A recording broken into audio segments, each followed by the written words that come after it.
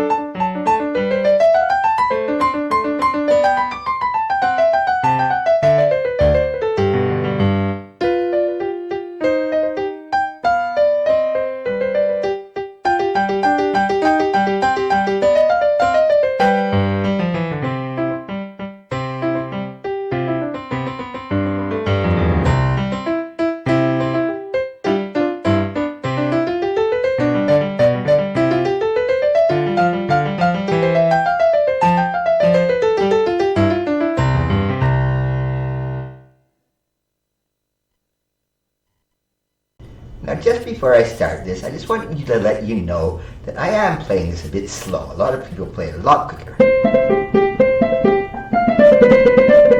All right, I'm playing. Okay, I just want to do it a bit slower because it'll make much more sense in what I'm trying to approach here as the sonatina form, the sonata form, as well as just teaching it. And you should always practice slow anyway, but you can play this as fast as you want. Some people play it as fast as the wind, okay? Sometimes I think it's a little too quick, but that's up to you. All right, on to the sonatina. The first movement And here I have written here some little bit of thing, the exposition. Now don't get intimidated. All it means is basically an introduction. It's where you bring in the themes. And most sonatas have two themes. And in this one, it's in C major, and this is the first theme.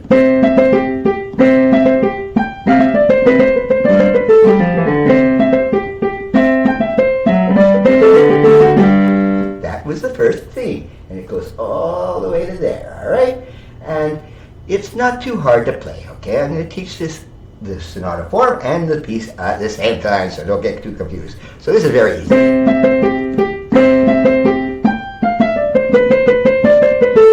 All right, just practice it slowly, you know, and the lifetime is very easy.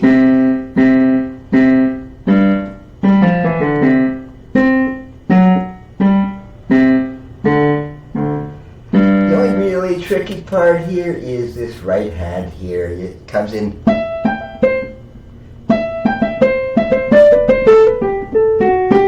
Alright, this part right here, okay? I didn't write fingerings and I should. I'll put it on the score later. But basically you want to just play 4-2, 4-2, 4-2, 4-2, 1. And then it's just a straight scale up. Okay, now what's that leading into? Okay, this scale here, that's just a G major scale.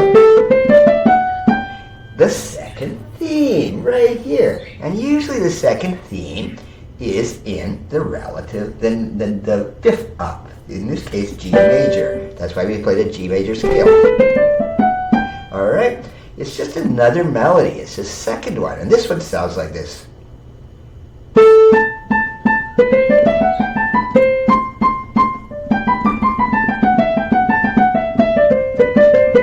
It's kind of sloppy there, but this theme is very simple. It's this.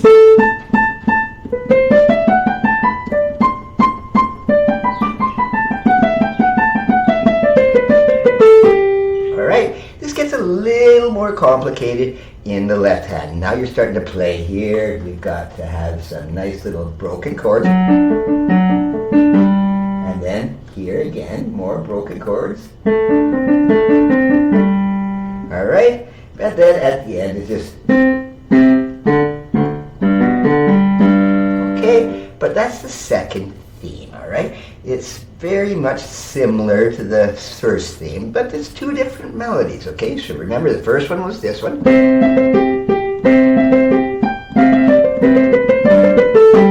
That's the first theme, and the second theme is.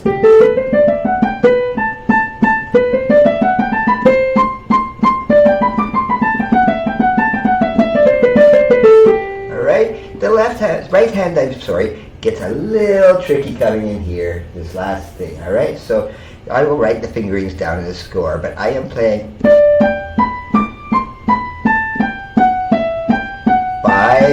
and then you have to kind of fool around with it.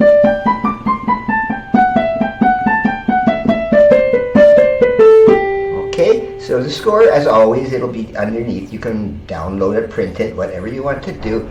But you can make your own fingerings, of course, too, but you want to be very careful in practicing. Take it as slow as you want. That is pretty much all I have to say about the exposition, except for one thing here. Very important, actually.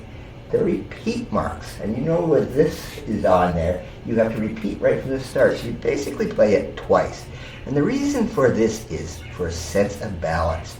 Classical music, a lot of people think it's just rambling all over the place, but no, it's got form, it's got balance, it's got real structure, and usually this exposition is played twice just to make it even with the rest of the piece. Okay, that was the exposition, and now we'll go on to what's called the development. Now the development in this piece is extremely short. In fact, it only goes 8 bars. It goes from here to here, over there. It's extremely short. This is a sonatina. It's very short. It's nothing like a sonata or a symphony, which is also in sonata form in this time period. All right, but it's a sonatina. And what the development does is it takes one or both of the themes, in this case only one, and it just plays with it. It has fun with it. It changes the keys on it. It makes it sound different. It gives it a little more expression to it. They're having fun with it, all right? So in this case, remember the main theme was this? Well, Mr. Clementi here in the development does.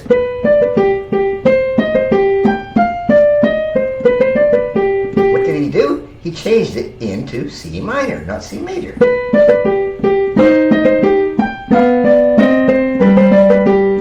Okay? That's all he did, and he's playing around with that melody instead of this.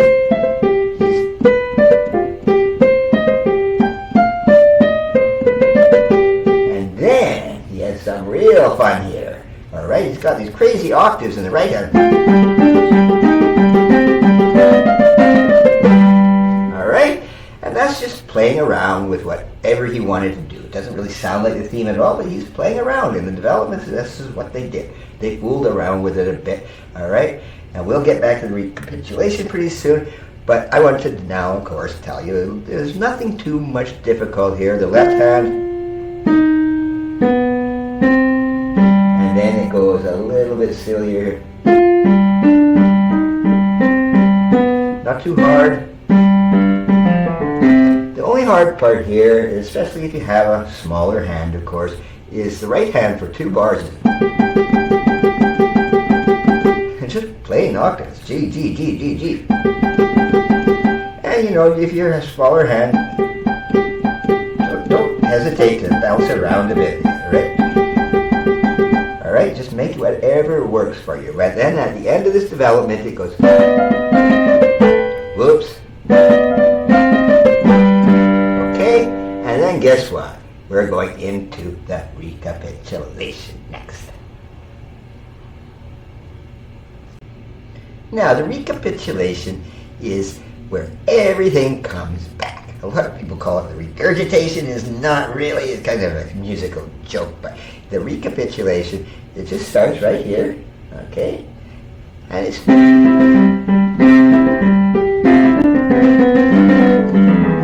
Okay, it's exactly what he did. He did it an octave higher when he started. All right, but it doesn't really matter. He brought the theme back, not developed it. Remember the development? He brought it into minor, but now we're back into C major. All right, and then it goes a little bit different. He can develop a little bit in the recapitulation.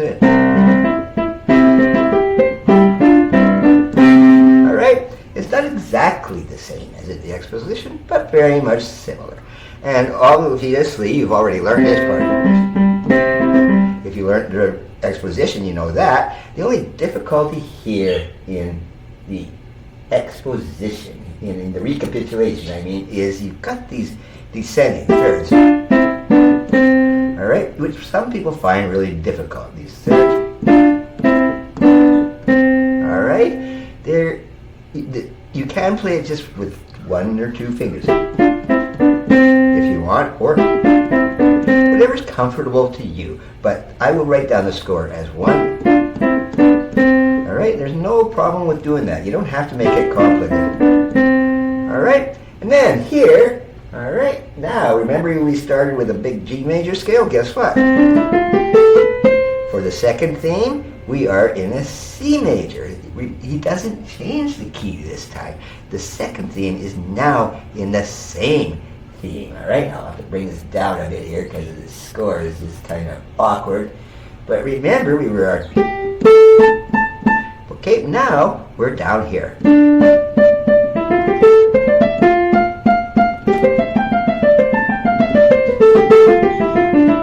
All right, it's the same second theme, but in the major key this time. So it starts...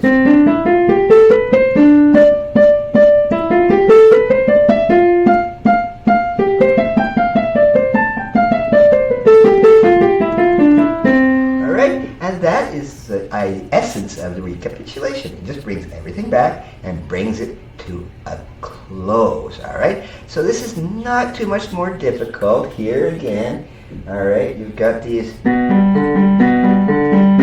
your left hand, the broken chords.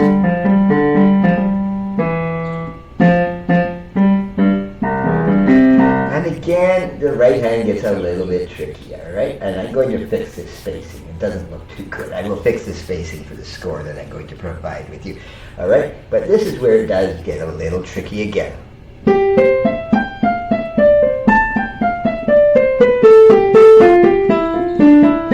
All right, and this is the hardest part, really, of the whole thing, all right, where I have to get the spacing all fixed up. But I would just play it 1, 3, 1, 3, 1, 3, 1. All right, you don't have to. You can do that, but it's so much more easy just to do 1, 3, 1, 3, 1, 3, 1, 3, 1, and then you are done. Okay, it's not all that complicated. I hope that teaching the piece and the structure is not too confusing, because it'll get very, very clear very soon. And that is the essence of the first movement of a classical sonata. All right, I'm going to stop this lesson right now, and lesson 2 on this will go into the slow second movement, and I will describe a little more about the classical period and a little more about Mr. Clementi himself. Thank you.